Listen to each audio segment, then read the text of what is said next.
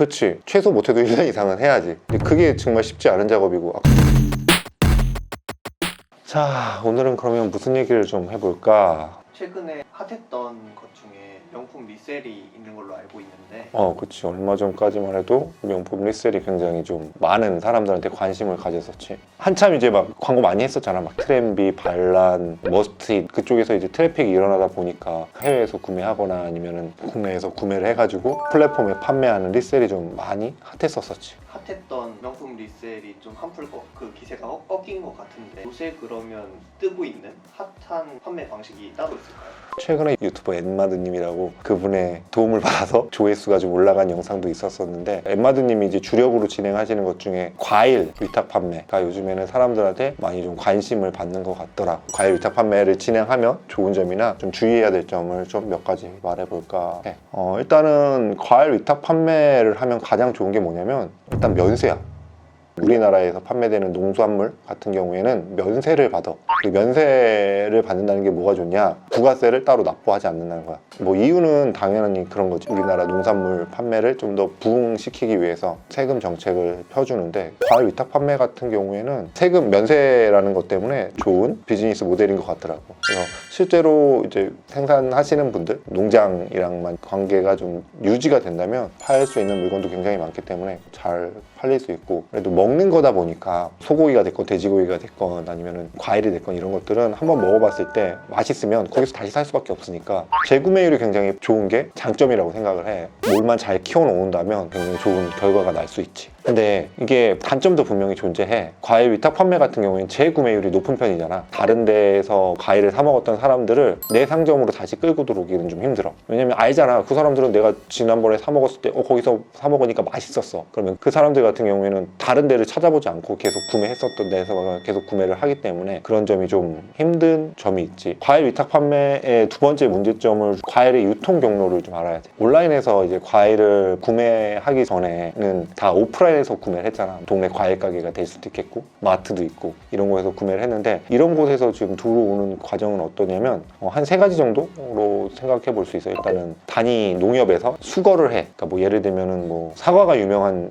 농협이 있으면 그 사과를 농협에다가 이제 다 납품을 하는 거지. 그 농협을 중심으로 판매하는 방식이 하나가 있고, 두 번째가 가락동 농수산물 시장 같이 물건을 한 번에 올려가지고 경매를 하는 방식으로 판매하시는 분들이 있어. 그리고 나머지 세 번째가 뭐냐면 밭대기라고 말을 많이 하는데, 큰 마트들 같은 경우에 농부들하고 위탁 판매 계약을 맺어서 여기에서 생산되는 모든 제품은 언제까지 얼마에 납품하겠습니다, 뭐 이런 식으로 좀 진행을 하는 경우가 있는데, 이렇게 내가 지금 말했었던 이런 방식으로 진행하는 농부님들을 흔히 말해서 대농이라고 불러. 크게 농사를 지으시는 분들, 위탁 판매를 진행하게 되면 이런 분들을 만나기가 쉽진 않아. 왜냐? 조금조금하게 구매를 한다 그러면 그분들 입장에서 마 됐다 마 그거 그냥 너한테 조금 팔 바에는 내가 그냥 그거 엎어버려, 약간 그런 느낌이야. 그런데 그런 분들이 주로 이제 판매하는 방식은 1년, 2년, 3년 동안 매출이 안 나더라도 갑자기 수확량이 좀 줄다든가 과일값이 폭등할 때가 있거든. 그러면 그때 이제 물건을 판매하셔가지고 돈을 버는 구조야. 그렇기 때문에 우리같이 이제 조그맣게 뭐 과일 위탁 판매 몇 개 하겠습니다 이렇게 딱 찾아가면 무전박대 당하기 십상이거든. 그러면 우리가 실제로 위탁 판매를 진행을 하면 흔히 만나게 되실 분들은 흔히 말하는 소농이라는 그 생산자분들하고 많이 만나게 되는데, 이분들은 좀 작게 진행을 하시기 때문에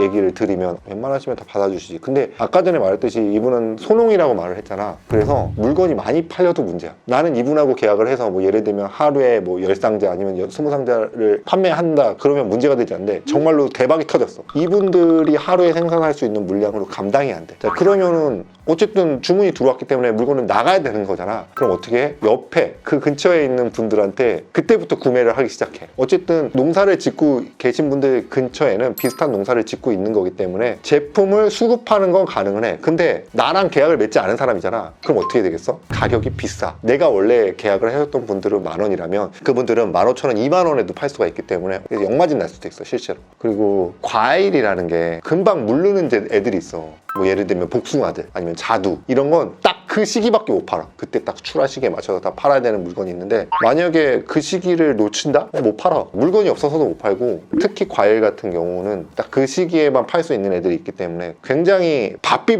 움직여야 돼. 그 나오는 시기가 다 다르기 때문에 그 1년 동안 그 농가만 위탁 판매를 할 수가 없어. 어떨 때는 사과도 팔아야 되고 어떨 때는 뭐 샤인머스켓도 팔아야 되고 어떨 때는 그 딸기도 팔아야 되잖아. 그러면 그 사람들 한 명 한 명과 연을 다 맺어놔야 돼. 그래서 위탁 판매 같은 경우는 정말 바쁘게 돌아다니고 사람들도 연도 많이 맺어야 되고 그렇기 때문에 개인적으로는 시간이 없으신 투잡한테는 안 맞아. 그래서 시간이 좀 어느 정도 되시면서 시간 관리를 하실 수 있는 분들만 좀 진행을 할 수 있다.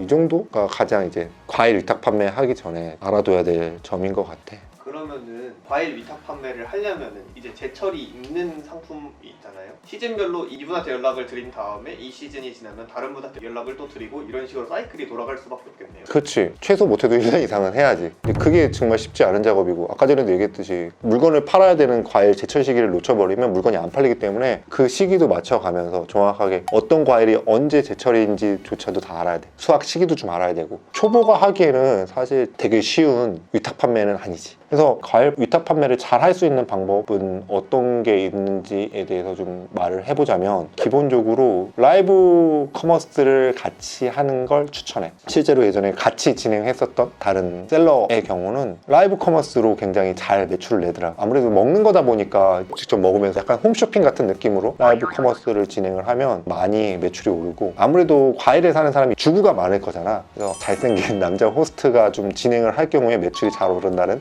약간 꿀팁을 나한테 알려주더라고. 그래서 좀 과일 판매를 좀 생각을 하고 있다면 그 라이브 커머스를 좀 생각을 하면 좋겠고 과일 같은 경우에는 젊은 층들도 많이 사 먹지만 기본적으로 주부나 이렇게 좀 나이가 있으신 분들이 많이 먹게 되잖아. 그래서 밴드에서 물건을 판매하는 게 굉장히 유행을 하는 것 같더라고. 밴드 내로 유입을 하게 되면 계속 재구매도 잘 일어나고 계속 새로운 과일 올려줄 때마다 진행을 하게 되니까 밴드를 좀 키우면 과일 위탁 판매하는데 많은 도움이 될 거야.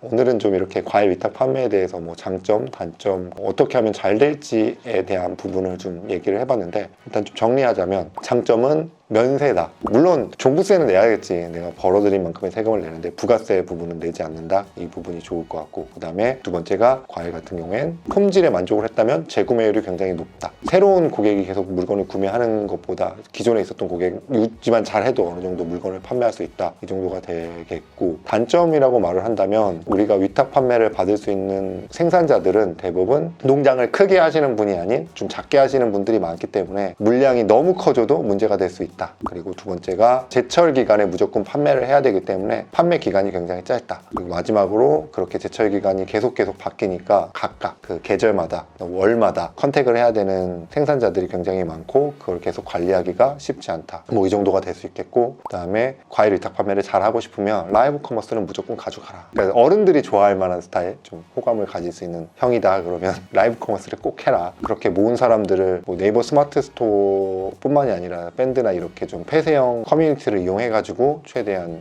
그분들을 끌어들여서 판매를 하는 게 도움이 될 거다. 뭐 이 정도가 될 수 있겠네. 요즘에 좀 많이 이제 핫한 과일 위탁 판매 관련해서 좀 얘기를 해봤는데 아까 전에도 얘기했듯이 과일 위탁 판매 자체가 조금 초보자들이 접근하기는 쉽지는 않아. 솔직히 말하면. 그래서 초보 단계를 벗어난다면 파이프라인을 유지하는 데는 굉장히 도움이 되는 판매 방식이고 내 뭐를 계속 이용해주는 사람이 많아진다면 매출은 계속해서 오르는 구조기 때문에 거래처를 관리하는 것만 좀 잘해준다면 과일 위탁 판매도 굉장히 좋은 판매 방법이 될 수 있을 거야. 오늘은 여기서 이제 마치고 오늘 내용이 좋았다면 알지? 구독, 좋아요, 알림 설정까지 해주면 다른 셀링 방법에 대해서 영상을 올리면 바로바로 만날 수 있을 것 같아. 자 그러면 오늘 안녕.